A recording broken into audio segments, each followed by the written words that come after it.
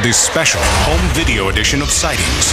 Haunting visions of a strange world between this one and the next. And it came in, it kind of did a little thing in the group, and then it was gone. It was the most extraordinary thing we've ever come across. Sounds that seem to speak from beyond the grave. Please try to give us a message. Please tell me who is here. From 500-year-old Stirling Castle to an unassuming house in America's heartland, there are bizarre tales being told. My baby is standing straddling my neck and it's got a butcher knife shoved down my throat. Does science have an answer for these fleeting glimpses of a life after death? There's something still left that needs explaining, which science at the moment doesn't seem to want to look at. Follow a psychic on his incredible journey inside Alcatraz. What Joseph is telling me is that he's been shot. Suicide, unfinished business, lives replaying like an old movie on the fabric of time. Learn what it means to feel the real-life horror of the ghost experience. Hello, I'm Tim White. Do you believe in ghosts? Don't answer until you watch this special ghost report from Sightings.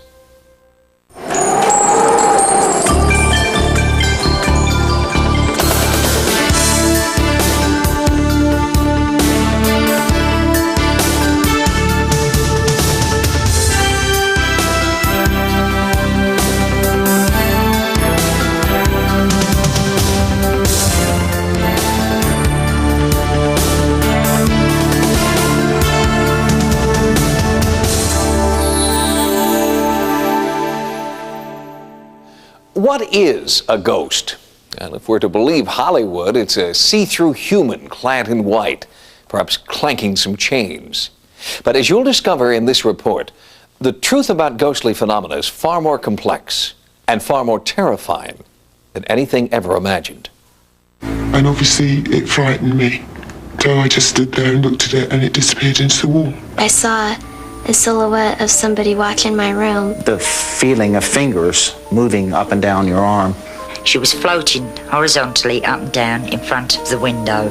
And I ran in the room to find her bed elevated off the floor about maybe a foot and a half. You could not see through him. It was solid. And I had the feeling that somebody was trying to enter my body or make a contact with me in some way. About a foot from my bed was standing a ghost.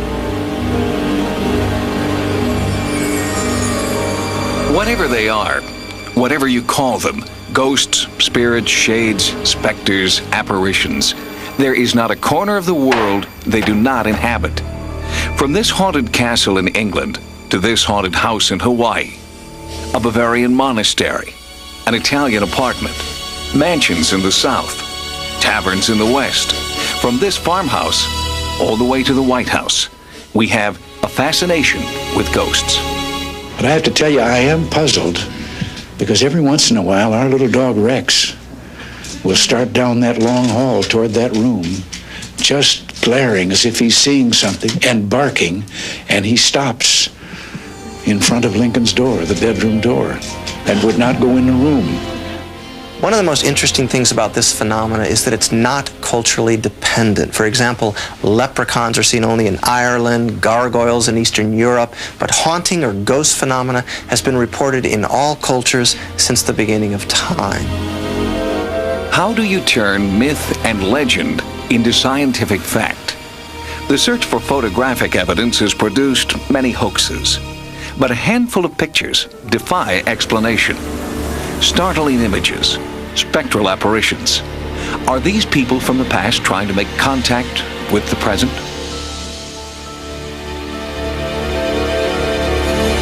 There's a lot of fraud in this, there's a lot of imagination, there's a lot of wishful thinking. But when you strip that all out, there's about 20% hardcore stuff that is exceedingly difficult to explain.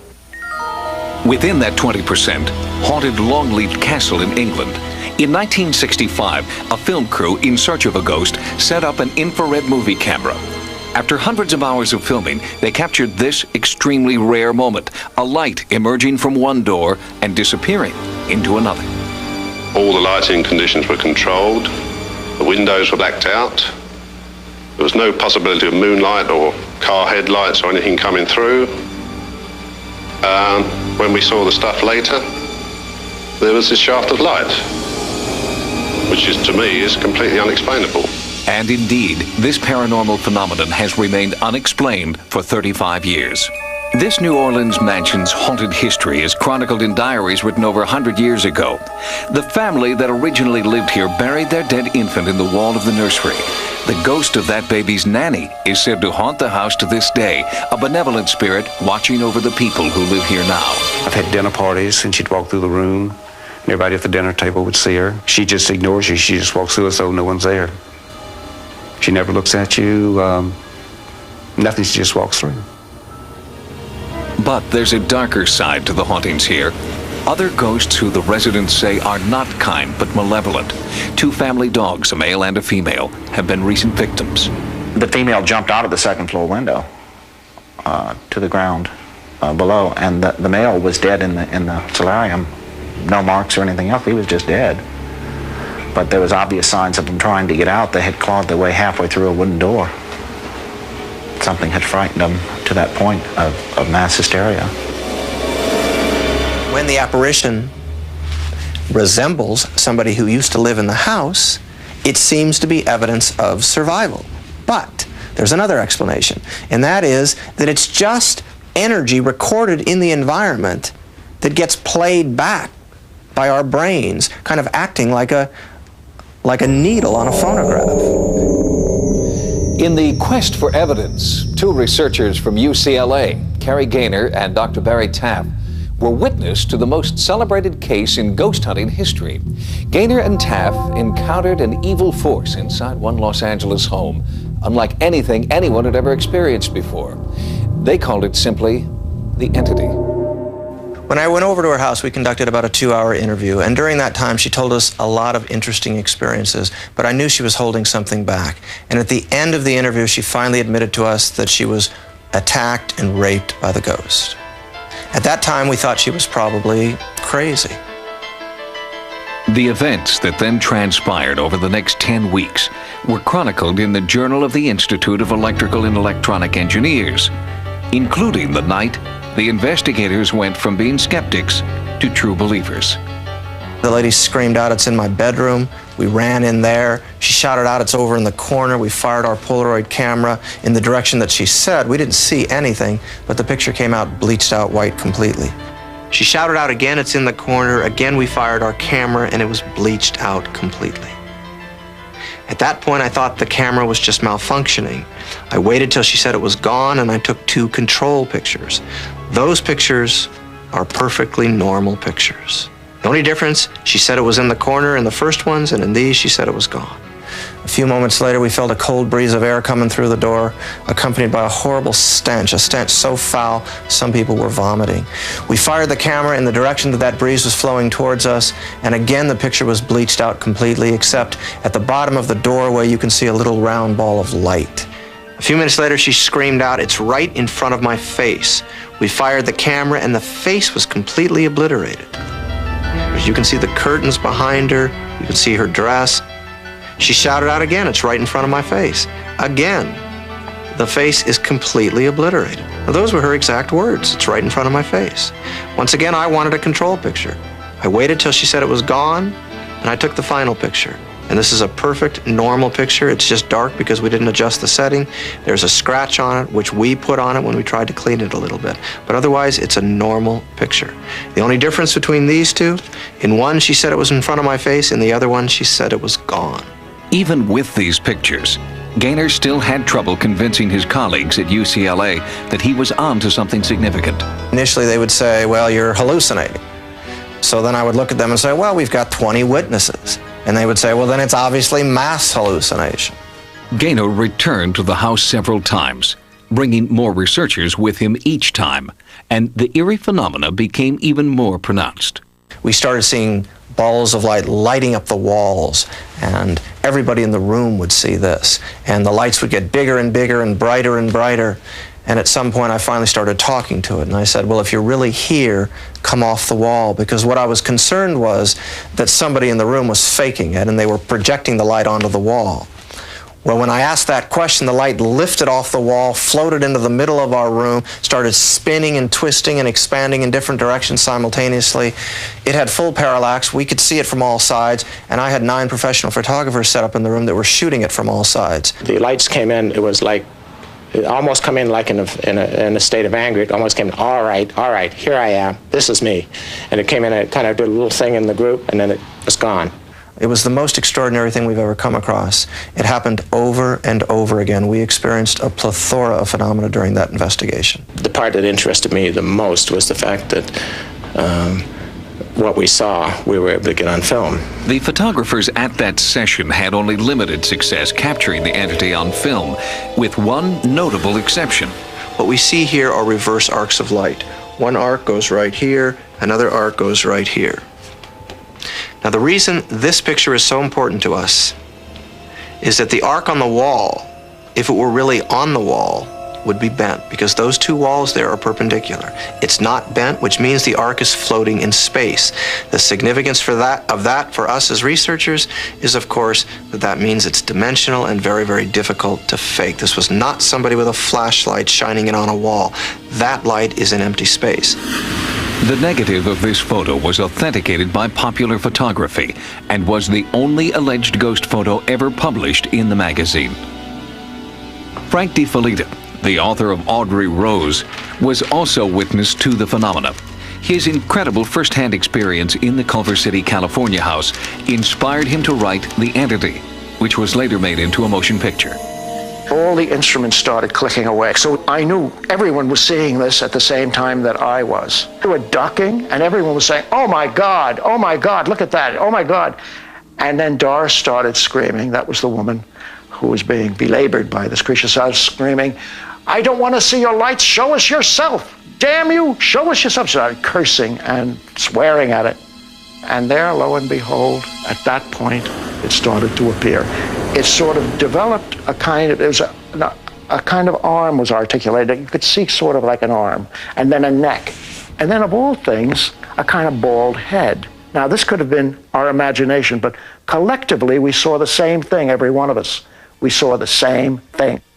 But we don't consider our pictures proof of anything. We consider them part of the struggle to gather evidence to try to understand this phenomenon. During our investigations, we spend thousands of hours trying to be in the right place at the right time. In the Entity case, for some reason, we were there. We were there at the right time. And we were experiencing the phenomena over and over again. Although some of the people there found it frightening, I found it very exciting and exhilarating. That's what I'm in this for. It's an opportunity to witness things that we've been taught all our life cannot be. It's a connection with the unknown.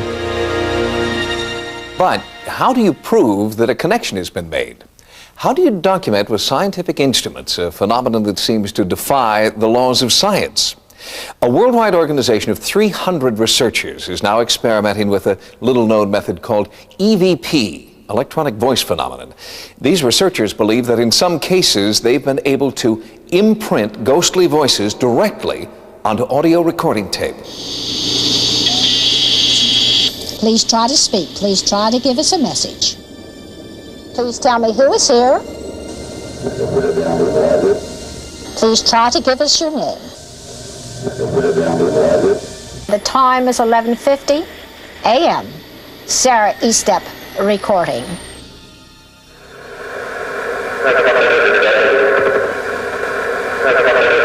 Sarah Estep is the founder of the American Association of Electronic Voice Phenomena.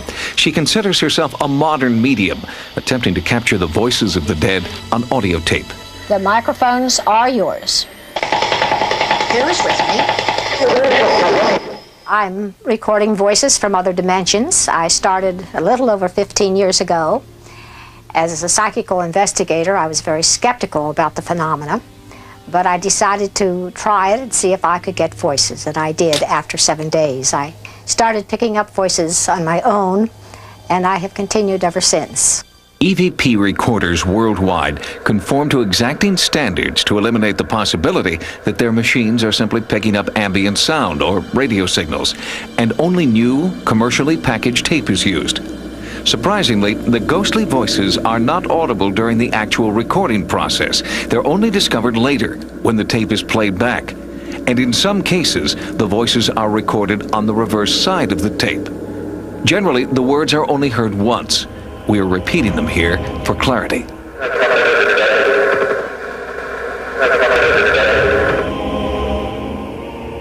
The voices are often recorded at places that are reputed to be haunted.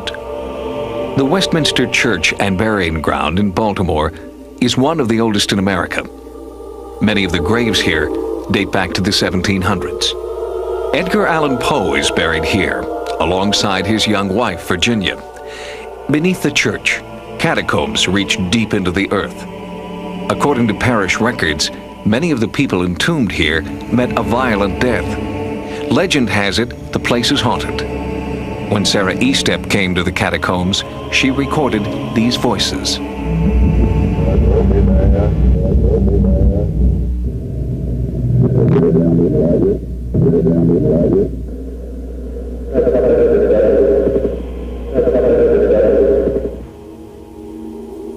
I was here a few years ago, and I picked up the message.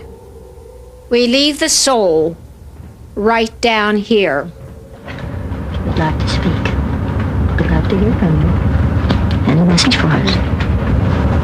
Well, there's a skull right down. Well, there's a skull right down.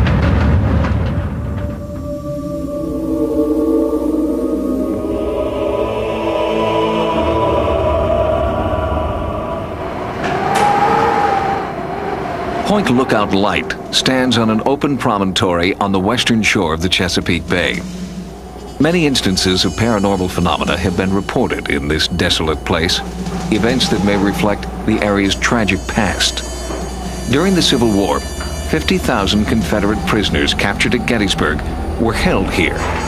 Forced to endure freezing cold, disease, and starvation, thousands died and were buried in mass graves near the lighthouse. The prisoners were brought here largely by steamboats and were made to walk along the sandy beach up to Fort Lincoln, where they were then turned inland and marched to the prison pen. Over 50,000 Confederate prisoners made this march, and for over 4,000 of them, it was the last march they made since they died prisoners of war. This has to be one of the places that I've investigated, that it's just the whole area is just full of activity. It's not just localized to one building or one spot on the grounds. It includes the whole area. I've never come in contact with anything like that before. The phenomena at Point Lookout seem to follow one of the classic patterns of a haunting. Some ghost researchers suggest that highly charged emotions from the past may actually become imprinted on the environment, and in fact, many people have reported seeing apparitions in uniform, recalling Point Lookout's tragic Civil War history.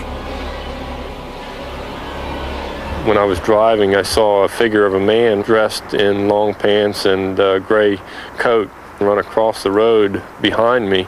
It was actually where many thousands of the Confederate soldiers were actually buried. I immediately returned, and when I got to where I'd seen him cross the road, there was no trail coming out of the woods on one side of the road, nor trail into the woods on the other side, nor was there any sign of anybody in the area.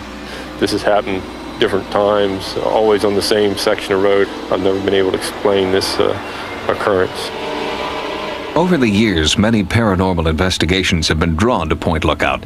Photographer Ron Stallings took this picture inside the lighthouse. Next to Nancy Stallings is what appears to be the faint image of a man in uniform. Electronic voice phenomena has been recorded in several locations inside the lighthouse. The basement seems to be the focus of this activity.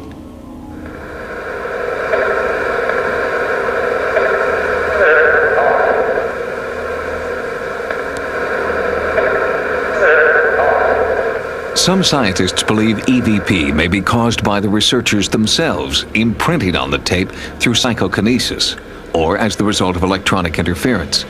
But there is one aspect of EVP that defies explanation: when the recorder asks a specific question and gets a direct answer. Here in the basement of the lighthouse, I recorded the clear voice of a young boy that said, "I was seeing the war." Were you a soldier here? I was seeing the war. I'm going to swim in the water.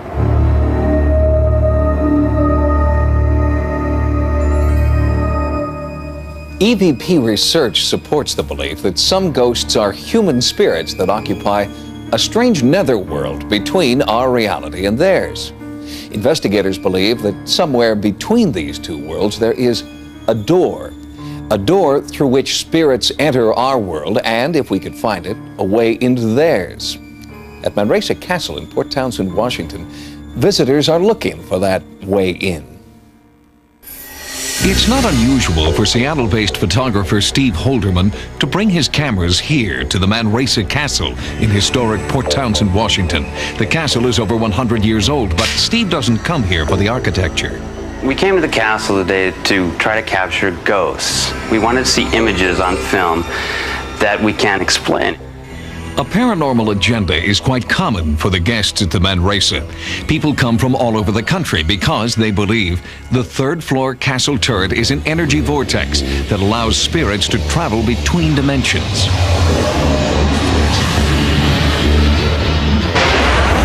People commonly come from all around to see the ghosts. There are people in Seattle that come here regularly to see ghosts, especially on equinoxes. And Halloween night, you will always find somebody occupying 306. The third floor of the Manresa Castle is supposedly haunted by several different ghosts. Historical documents show that at least 2 people committed suicide here.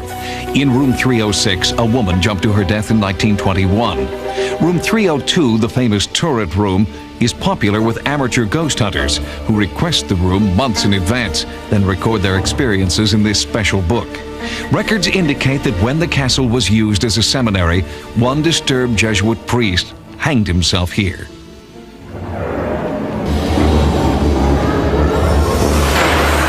If suicide is somehow a bridge to the paranormal dimension, then that would explain the frightening apparitions with which hotel guests and employees report having come face to face.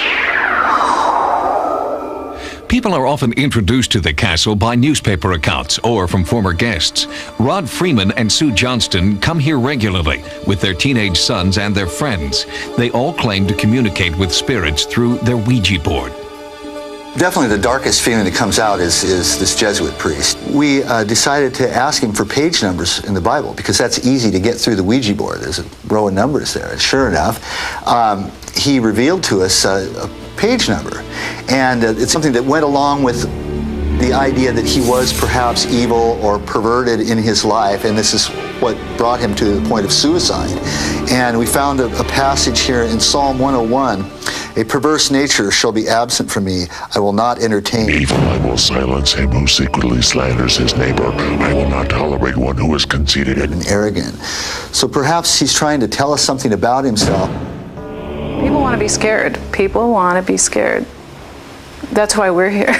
That's why we come, to experience what others have written about in these diaries that are in the rooms. The forlorn ghost of Kate is by far the most common sighting reported at the castle. Although Kate lost her life in room 306, she's often reported lingering in the turret room. With so much haunting activity in such a concentrated area, Sightings arranged for psychic Rhonda Griffin to come here. Psychics claim to be able to tune in to a ghost's paranormal channel. Rhonda has a history of investigating hauntings and asked to be told nothing about the history of the castle. As a professional psychic, Rhonda allows us to see publicly how other guests have reported feeling privately. Here, I can feel something right here. It comes right up to the back of my neck. Someone's crying. Someone's crying here. Someone's waiting here.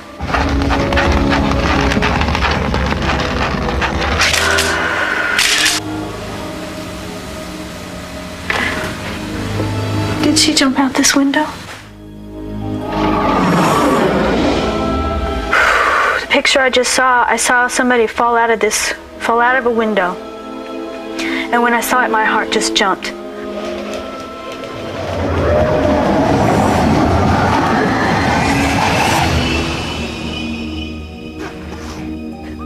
Rhonda claimed to be tapping into another dimension, With great emotion, she was able to articulate the tremendous pain and suffering she felt reliving Kate's suicide.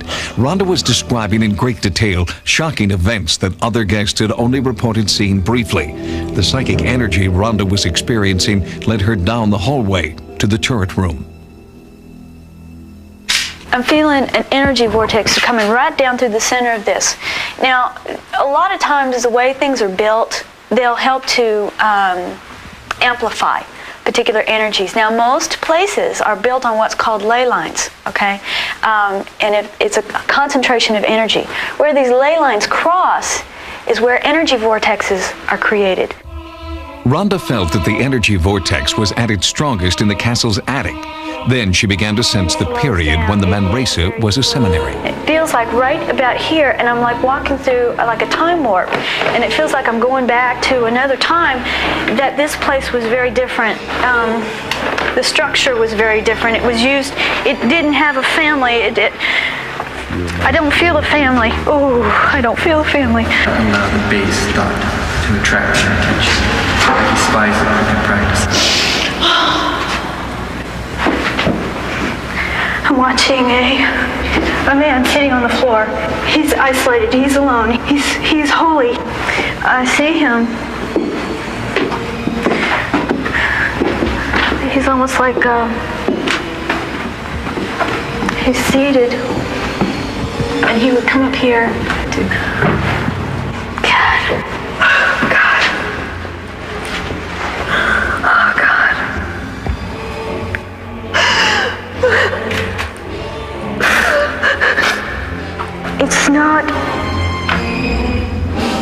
It's not rage, it's despair. It's a feeling of hopelessness, helplessness. He's he's a religious person.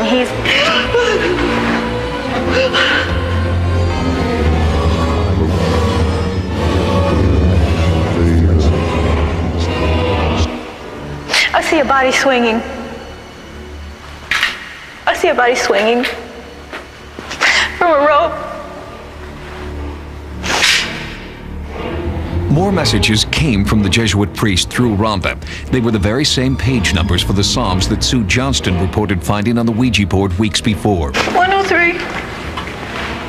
Bless the Lord, O my soul, and all that is within me, bless his holy name. Bless the Lord, O my soul, and forget not all his benefits, who forgives all your iniquities, who heals all your diseases, who redeems your life from the grave, who crowns you with loving kindness and You watch someone do this, and you have to think in the back of your mind, well, this could be some kind of a put-on type of deal.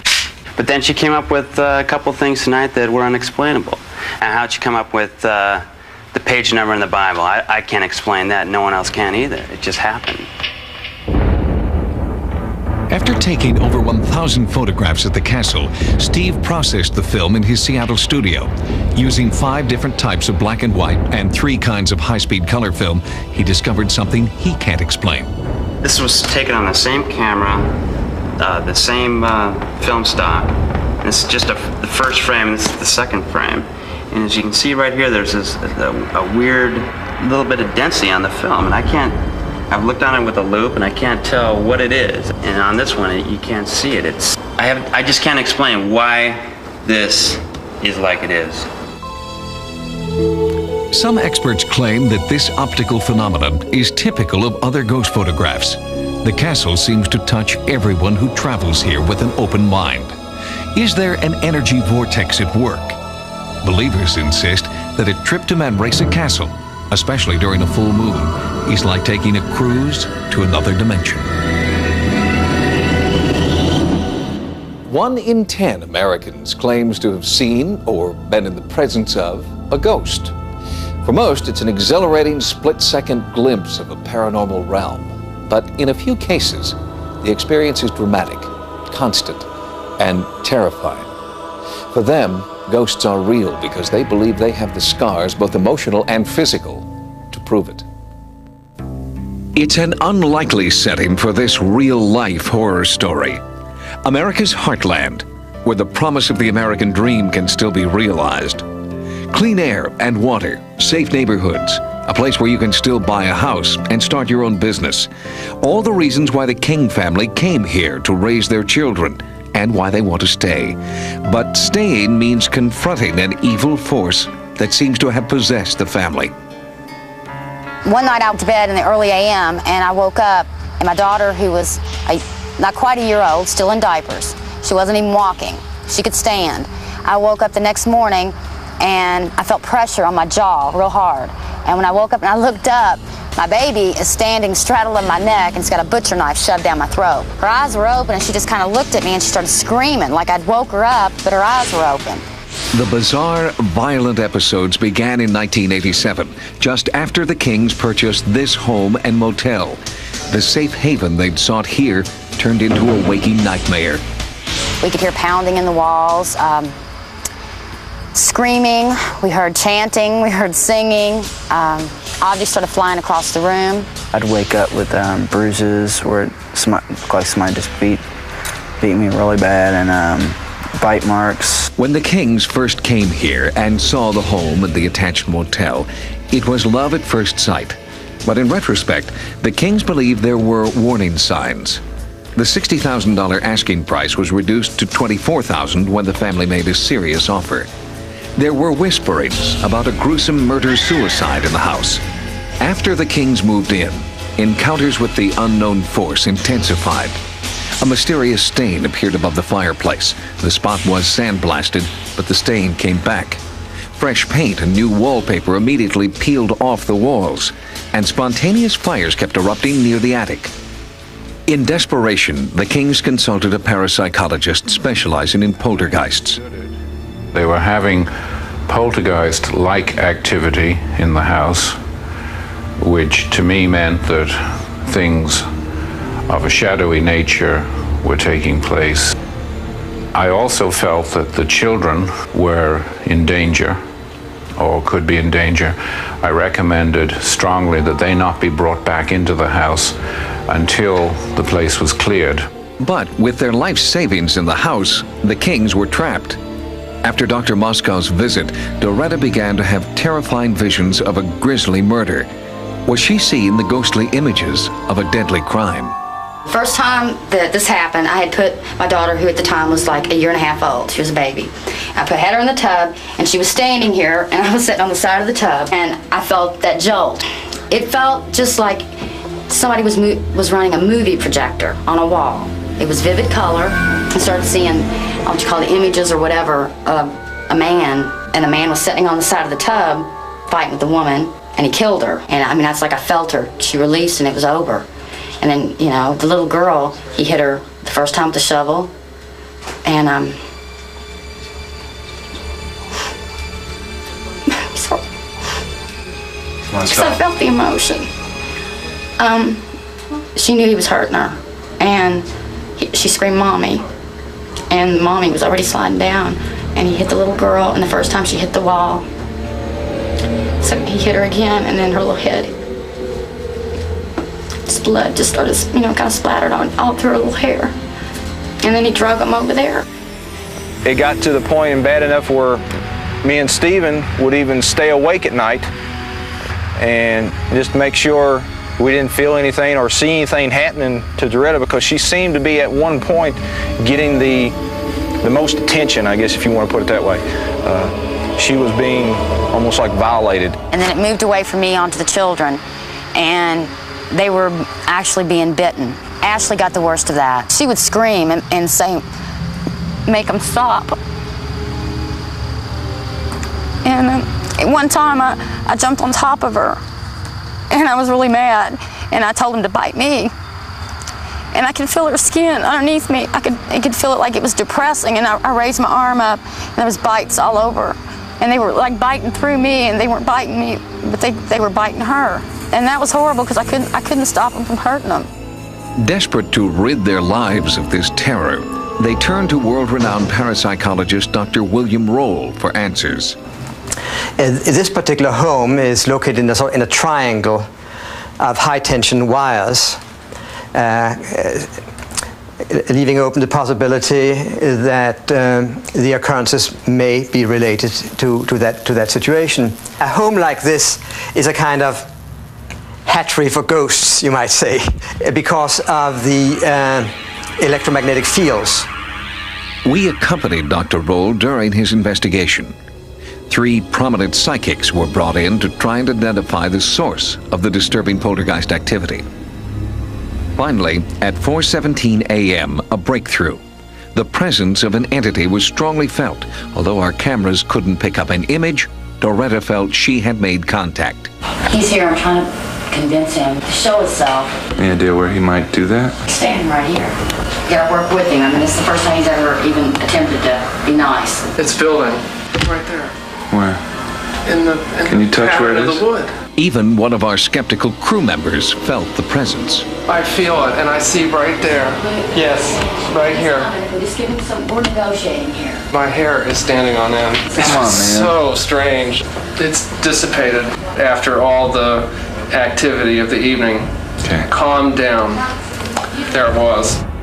Families who live in a home like this may experience, because of the place they are at in their lives, may experience events that have happened in the past in this house, in a house like this. There seems to be something that we call place memories. It's not only brains and minds that hold memories, but places also hold memories. We raised the children that monsters weren't real and there wasn't ghosts and boogeymen.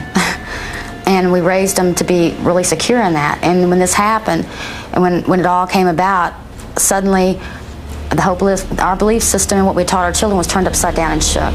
And they looked at us, and it was that look of, we trusted you. Despite the work of the parapsychologists, the Kings were finally forced out by the entity. They wanted a safer home for their children, but finances have made it impossible for them to abandon the home they own. They've had to move back, and no one can predict what awaits them now. This haunting in America's heartland is a prime example of what researchers call residual haunting. In residual haunting, energy from the past doesn't dissipate. It remains in the environment, replaying over and over like an old movie. The older the place and the more tragic its past, the more haunted it becomes. This may explain why 500-year-old Stirling Castle is considered the most haunted place on Earth. Since its settlement thousands of years ago by ancient mystics known as the Druids, the British Isles have had a rich history of communication with otherworldly spirits. At Stirling Castle in Scotland, more than 1,000 people a year report seeing and feeling evil spirits. In fact, since Stirling Castle was first built to defend the Scottish countryside in the 15th century, countless eyewitnesses have reported seeing ghosts, evil spirits, poltergeists, and demons. I saw a shadow, no face, just a dark shadow in the corner. When I looked back again, there was absolutely nothing. I've been walking around there at night and I felt a presence. I felt someone behind me. Wasn't exactly on the ground. She was kind of floating, but she had her face away from me. It definitely was a woman. The best known ghost in Stirling Castle is the Green Lady. And she is said to be the spirit of a servant maid who saved Mary Queen of Scots from death in 1661 when the bed curtains caught fire from a naked flame, a candle held beside the bed. Her spirit is said still to haunt Stirling Castle today. What we saw just at the corner of the graveyard, up at the foot of the castle wall, was a lady dressed in green. It seemed to be glowing. There were 7 or 8 of us ran up to see what was going on. Covering 25 yards. There was nobody in either direction. I can't think of any other castle who actually has a photograph of one of the ghosts. And we have a photograph of a Highlander here, marching out of the castle. And you can see straight through him as he comes underneath the archway. We sent the photograph away and it was tested and it wasn't a double negative. It hadn't been superimposed on top of it or anything. So that's why we believe it was actually a picture of the ghost. Trying to make contact with ghosts at a site such as Stirling Castle can be approached in several different ways by both scientists and spiritualists. We brought 2 separate investigative teams to Stirling, each operating independently but both with the same end in mind: tangible evidence of at least some of the 100 ghosts rumored to live here. Internationally respected psychical researcher Tony Cornell came to Stirling from Cambridge, searching for scientific evidence. One thing about the whole psychic field is it's full of contradictions. You can go to one case and say, oh, this is absolute rubbish. This is imagination. This is nonsense. You go to another one and you get a pearl of information. You say, well, we can't ignore this. So I should think, really, I'd say there are such things as ghosts. I've never seen one. I'd very much like to see one. Perhaps I might see one tonight. You never know. Tony Cornell asked London's premier spiritualist medium, Glyn Edwards, to help him choose a good location for an overnight surveillance. There's something here. There's definitely something here. Here? What about over here? Not so much here. Not so much here. When we go out on an investigation, the kind of equipment we're taking is purely simply to confirm the physical presence of it. Is it in the mind of the person, or is it a real physical object? So what we do is we take equipment that will record any changes in the physical environment. Sound, sight, heat, geomagnetic changes, any form of electrical change, because we don't know what makes these things occur. So we want to know, if we leave this stuff behind, do ghosts then appear, or do they only appear because there's a human being there? Well, this is the kind of thing we want to confirm with the instrumentation.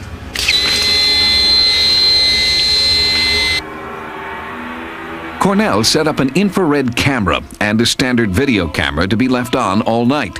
The next day, the video revealed nothing extraordinary, but the audio portion was startling.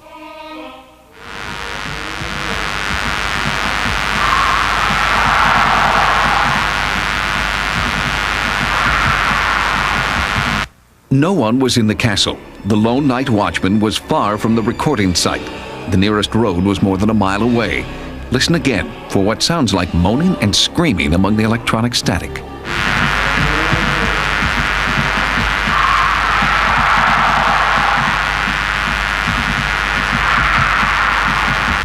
Could these be the ghostly voices of Stirling Castle's tortured dead? 2 days after the haunting sounds were recorded, Sightings brought in a second team, comprised of psychics and headed by paranormal researcher Malcolm Robinson. They hoped to find additional evidence of ghost activity. Their investigation took place near the recording site in the castle's old prison, called the Toll Booth. We go along and investigate these cases, speak with the people involved, if indeed there are something of a psychic nature happening. This group of psychic investigators uses a controversial and often dangerous technique called spirit rescue. In a rescue, the psychics attempt to become temporarily possessed by any spirits that may be present. They believe the tortured spirits inside them can then be released into another dimension. On this night, world-renowned psychic Rosemary Todlin claimed one ancient tortured spirit had entered her body. They were attacking me, they were bringing me back, they were attacking me, they were bringing me back. Rosemary appeared to be speaking as a centuries-old prisoner who had been tortured in Stirling Castle. While she was in her trance, other psychics attempted to liberate the supposed spirit from her and rid it from the castle.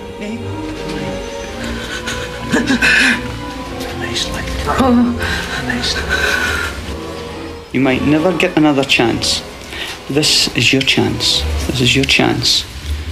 This is your chance to be free once and for all. Spit it out if you have to. This is where you take that step through the door. A bigger door beyond even that. A much greater door, filled with light. That I actually felt escape. I felt it physically and I felt it emotionally. And the pressure began to just evaporate from me. Do you feel that the spirit has been released then from this room? He's no longer here as far as I'm concerned. So you're quite sure of this? Yes. Yeah. He wanted out and he got an out. He got that door that he wanted. Yeah. And there's no way to come back here. We know there were torture chambers in the Toll Booth. And indeed, if they followed the practice of the country at that particular time, and indeed over many, many years, then there's no doubt there were thumbscrews and practices within that toll booth to force confessions from the unfortunate inhabitants. There may be conflicting views on the merits of spirit rescue. But Malcolm Robinson and his team of psychics believe that there is now one less ghost in Stirling Castle, that they have relieved the suffering of one tortured spirit in Scotland's House of Horrors. Based on what you've seen so far, imagine what the ultimate haunted location would be like. It would be a place of historic significance, where great personal tragedy is imprinted on the environment. There would be multiple witnesses who have experienced voices, images, smells, and physical manifestations of otherworldly forces. You can imagine it, but you don't have to, because it's a place that already exists. It's called Alcatraz. There's a strange pull you feel viewing this imposing outpost from shore. It was once the toughest prison in America, home to Al Capone, Machine Gun Kelly, and the Birdman of Alcatraz. It started in the 1850s as a military fortress defending San Francisco Bay. We're in the guardhouse, built in 1857. It was intended to be used as a defensive point. There was a gun that would have been mounted here, but it never got used. Instead, this was turned into the first cell block on Alcatraz in 1863. Insubordinate soldiers were locked away in tiny cells, measuring only 3 by 6 feet. They were beaten, chained to the walls, and forced to endure hard labor on the rock. Alcatraz boomed, and by 1909, the cell house that dominates the top of the island had been built for the incarceration of military prisoners.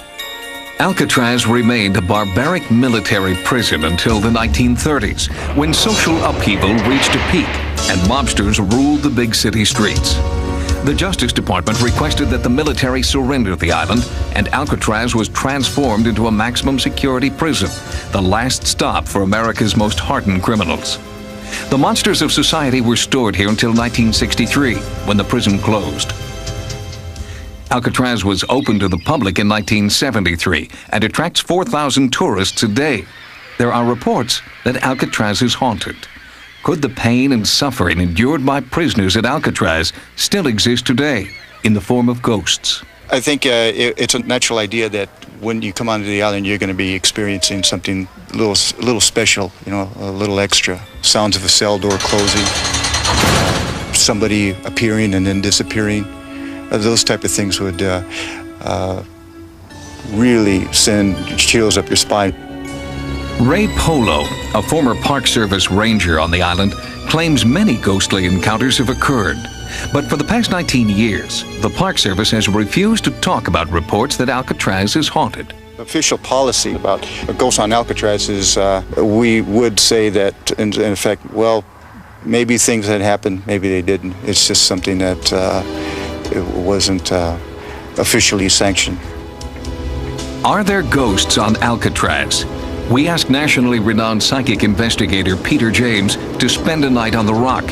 I walked with Peter as he tried to communicate with what he calls entities inside Alcatraz.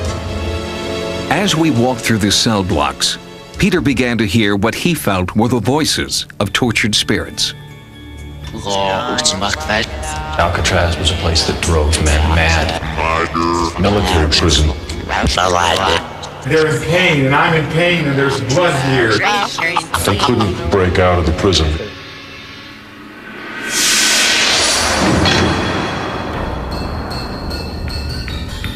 Like a psychic bloodhound, Peter was drawn to out-of-the-way places around the island.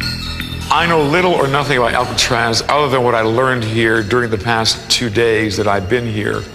And my feelings are strongly that there is an energy here unlike any other that I've ever experienced.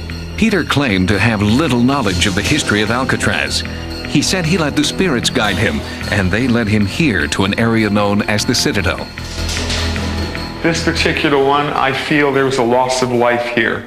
And this man was a sergeant. And this is an American life that was lost in this particular cell. And I feel badly. I feel beaten. I don't feel that I lost life from gunfire. I lost life because of neglect. I was neglected. I am responding to, there's a definite sense here that I'm hungry, I'm thirsty, there could not be any crime in the world worth the punishment that I feel this entity endured. Peter had correctly identified the dank dungeon where military prisoners were kept. The specific ghost images he felt were later substantiated by our experts. I'm feeling an American here. I'm feeling an American serviceman right here. Men were kept chained down there, sometimes chained through iron rings to the floor, other times, as we understand, chained with iron rings in the ceiling. Something is like going through my stomach. It feels like something metal, and my legs are in chains as well. And I'm feeling that if I stay here much longer, that I'll die. Peter's feelings of death and torment followed us through the night. At daybreak, we replayed Peter's observations for our experts, like ex-guard Al Bloomquist. And after each of Peter's encounters, our experts confirmed the accuracy of his psychic visions.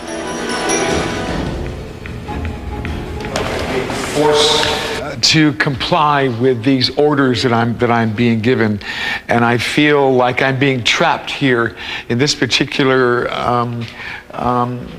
area. We were told there's trouble on the rock. On May the 2nd, 1946, 6 inmates with other lesser accomplices decided to blast their way out of the prison. I feel like I'm being thrown into this cell, and I'm being thrown into that cell. During that time, they gathered up 9 officers, put them inside of cells to be used as hostages. Who are the people in here? 4 or 5? Are they prisoners? No, I am a person of authority. I feel like I should be on the other side of this of the bars, but I'm here against my will. I am here I am placed here by force, and at the point of the gun. Who's holding it? Who's shooting? I feel that Joseph is involved here. Joseph Kretzer, he was one of the toughest of the bunch. He was really a mean dog. What does Joseph have to do with this? Joseph is keeping me captive here. Joseph is placing me here against my will. Where's Joseph? General Kretzer took the .45 automatic and started shooting these officers, innocent officers inside the cell. I'm sensing that I, Bill or William, lost his life here. Only one? Only one. 4 or 5 here. There are 4 here, but others are wounded. But I only feel one loss of life in this particular place. Whose voice are you hearing? I'm hearing William. There's a Bill or William. William Miller later died in the hospital in San Francisco. Other officers were very seriously wounded. The name starts with a C. Cecil Corwin had his lower jaw torn away. It's a wonder they weren't all killed in the spot. Alarms sounded. Military reinforcements arrived. The inmates fled to a utility corridor in C Block. 46 years later, Peter James led our cameras to the same, now dark, corridor. Peter, you've sensed a lot in there. Yes. Why don't you we have an infrared lens on the camera. Why don't you go in there with the camera and see what you can do on I would like that. I would like that. Joseph, I'm coming through. Marty, Mark. Give me a better verification of a name. Marvin, is that Marvin? Marvin Hubbard died in the utility corridor of C Block. I am responding to a sensation here, and I feel like I'm losing consciousness. And what Joseph is telling me is that he's been shot. Joseph Dutch Kretzer died in the utility corridor of C Block. Oh, it's cold. It's freezing back here. There's a cold spot here. Oh, yes. Hello? There is a third soul here with the letter B. Bernard Paul Coy died in the utility corridor of C Block. Listen, they're moaning. The pain is so intense. They're like little boys back here. They're moaning, almost asking for the guidance of their parents right now. There are at least 100 ghosts here. 100 entities that walk these corridors, looking for a way out, looking for that life force that they seem to have lost somewhere, tragically. I can't really say that I'm a believer myself, but like many people, I guess, there are some things that just simply are unexplained. To deny the existence of ghosts is easy. Skeptics say, I'll believe it when I see it, and walk away. But the people who have experienced a haunting firsthand can't just walk away. Those who investigate the paranormal are driven by different needs. A scientific desire to find explanations to the seemingly unexplainable, and in the process, to perhaps find the answer to mankind's deepest question. Is there some form of life after death? I know we live in an age where people say, oh, it's all nonsense. Well, it's not all nonsense. There's something still left that needs explaining, which science at the moment doesn't seem to want to look at. To ignore it is to retreat into ignorance. To pursue it is to pursue one of the most baffling, enigmatic mysteries that we have ever confronted about the nature of our being. And in so doing, I think we have an opportunity to take a quantum leap in our understanding of ourselves, indeed, in our understanding of reality itself. The people who have been touched by the ghost experience wonder why it's happening to them. And investigators continue to search for answers. They know something is there, but what exactly that something is continues to haunt them. For Sightings, I'm Tim White.